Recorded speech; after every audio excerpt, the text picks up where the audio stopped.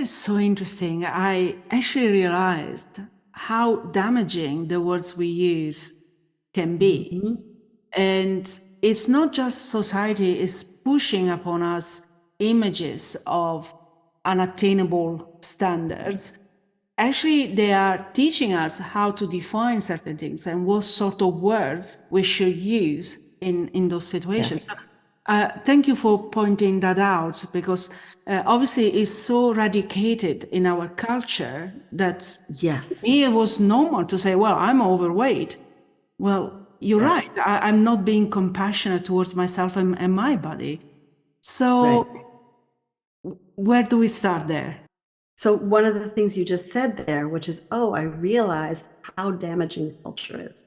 And also, Rosanna, you said, I realize that's not a very compassionate thing to say. Oh, I'm overweight, right? It's almost like, let me apologize for my body. And let me actually start this like sort of internal dig at my body. Oh, I'm overweight, right? So, where we want to start is creating more compassion, right? We want to create a conversation with our body and our food, right? One of the programs that I lead is compassionate eating. How do we be in a kind and caring relationship with our food and our body instead of one that is aggressive? In fact, there was a client I had when we were unpacking her relationship with her body, and she said, and we were talking about this idea of relationship. And she said, wow, I don't think I would tolerate anybody else treating me this way. This is like a really toxic relationship. She was like, oh my goodness, I've been in a toxic relationship for 30 years. And that was the truth, right? She wouldn't tolerate anyone else talking to her that way, bossing her around that way, shaming her all the time, having her really hide herself all the time. She wouldn't do it, right? And yet that's what we do to ourselves. So There's one of the things we want to do is create this conversation of compassion. And there's a very powerful tool that I have on my website. There's two actually, but one of them is a journal, Practicing Body Peace. And it's a great place to start because on it are 20 questions that I would ask you if you were sitting with me in a session. Plus, there's some of my body poems on there, my body peace poems, to support you to really think about, how am I talking to my body? What am I saying? How am I saying it? So that's one place I really encourage people to go, is to bodypeacewithnina.com, which is all one word, and get that journal. And there's also a free masterclass. And how we talked about these kinds of relationships we have with our body, right? The body shame, the body hate, the body management. There's other relationships that we can have with our body. We're only taught as women specifically to have a negative managing relationship with your body, because that's how we're taught. This is what's going to make you feel better. You just get more in control, more willpower, more aggressive. But we know that doesn't work. And so in the Body Peace Masterclass, we go into the other kinds of relationships that we want with our body, right? A compassionate relationship, a caring relationship, an allied relationship. What does that actually feel like? What does that look like? Because when we can feel body peace, we're much more ourselves, right? There was a client I had who we worked together, and she started to feel really like, oh, I have let go of the obsession of the scale and the points and the grams and the all of the things. And she's like, suddenly I feel like I have my brain back, like I have space. And she was working in the corporate environment, and she went back to a very prestigious business school and got a huge promotion and was willing to be more visible and more seen and talk in public, right? And that's her story. But the concept of that, which is we get ourselves back and we get to choose how we want to show up in our life. And it's important because honestly, we have more important things to do than obsess about what we just ate, right? The world needs us desperately. And us being focused on, wait, how many ounces of that? I ate too much. That does not serve the world.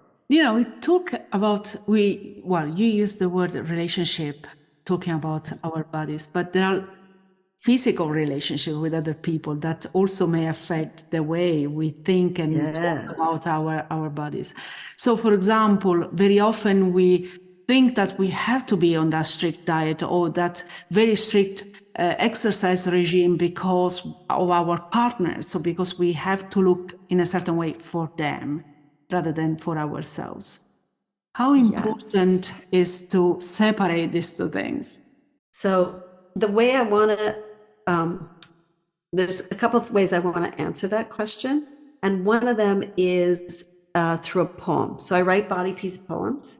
And one of the things that really impacts our relationship with our body is sexuality, right? Oh my gosh, I'm going to get naked. And then they're going to see my body. And then they're touching my tummy. It's too big. So I write poems. I've written body poems for many years now, and I write them to really change the vocabulary that we have, and also to shine a light on some of the dynamics around food and body that we don't talk about. So this particular poem, and I'll just be very vulnerable here, this is, many of the body poems I write are my story. This one absolutely is. So this one is called Don't Touch My Belly.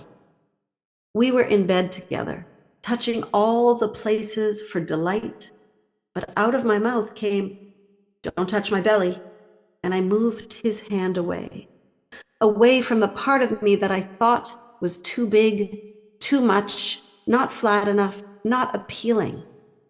My mind that had been seduced into sensation was suddenly trapped in self-criticism. Self-consciousness took me out of my body. I lost my experience of aliveness. I lost connection to my mate, to the moment, to myself. Society's absurd ideals of what is sexy got into bed with me. I now say, get the hell out of my bed, out of my body. This pleasure is mine. This belly is mine.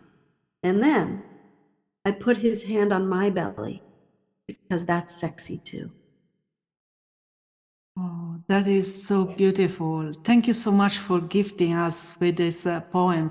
I think a lot of people can really see themselves saying the first few verses, and perhaps we have all done it. We are in that situation where you say, "Oh, I don't feel comfortable," exposing this part or that part. So, that really shows the compassion towards every single aspect and part of our own body. So thank you so much for sharing that. You're so welcome. And it's really important to shine a light on the impact of our body image, right? How we feel about our body on our intimate relationships. Because often it breaks the connection. We're so in our head, we're so in self-consciousness, we're so in shame that we don't allow ourselves that intimacy, we don't allow ourselves that pleasure, and we don't allow ourselves to be adored and loved the way we deserve. Because I hear so much like, oh no, I'm going to be criticized, I'm going to be shamed. And if you're with somebody who's critical and shaming, ouch, that's something to really look at, because the person that you are intimate with needs to be that, like, oh my gosh, you are all that. Every single cell, every single roll, every single little line of cellulite is gorgeous because you are beautiful and you are also your body, but so much more, right?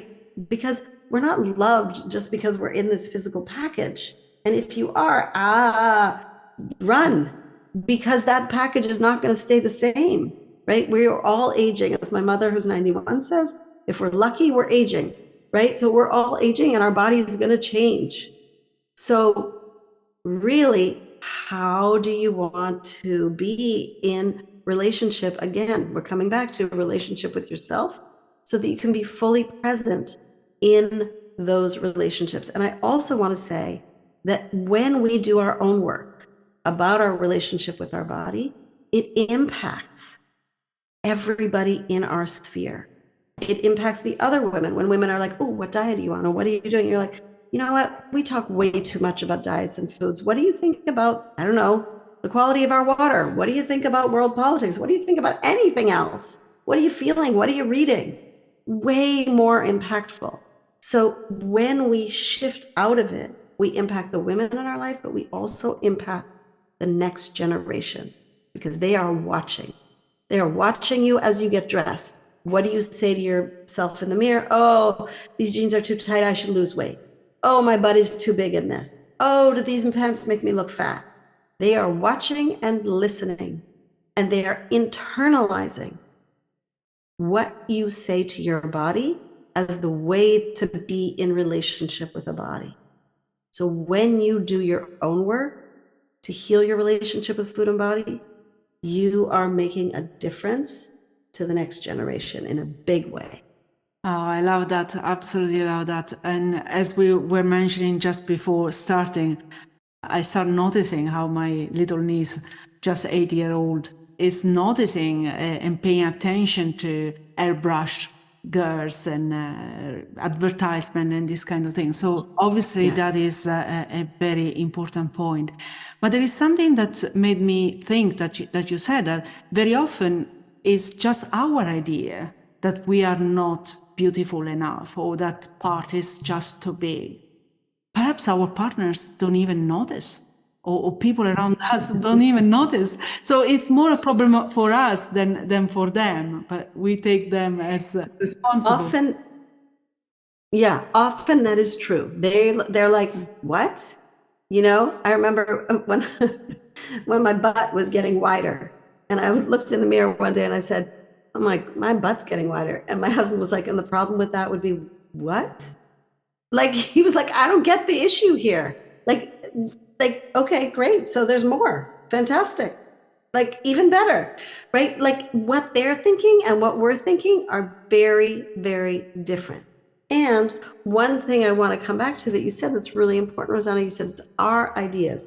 Yes and no. We got those ideas somewhere. Just like your niece is looking at that airbrushed image, she's getting the ideas of what her body's supposed to look like from that image. So it's very powerful to go, wow, I wonder how much airbrushing they did for that image.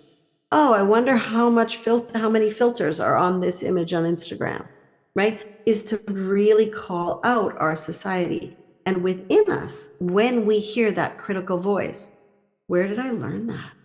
Where did that message come from? Because usually it came from a 78 billion, with a B, $78 billion diet industry.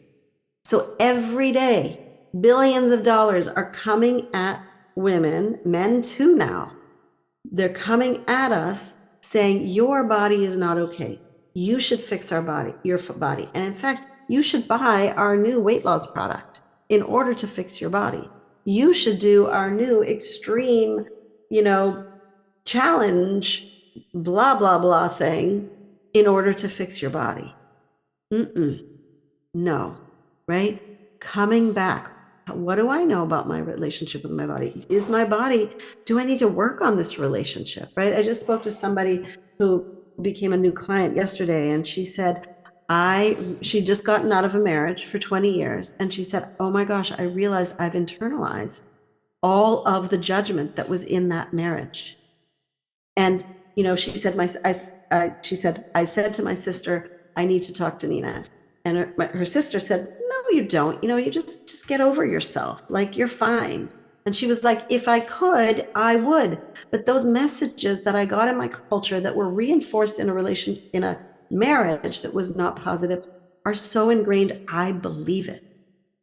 It's really hard for me to actually shift out of the shame. I need help in this relationship, just like we would if we were having a problem, with one of our kids. We'd be like, let's go to therapy. Let's get some counseling. Let's get some support here. We deserve support with our relationship with our body and our food as well, because it doesn't, and this is so important to hear, it doesn't have to feel like suffering. It doesn't have to feel like a daily battle. It shouldn't feel like a war. It's a privilege to be in a body.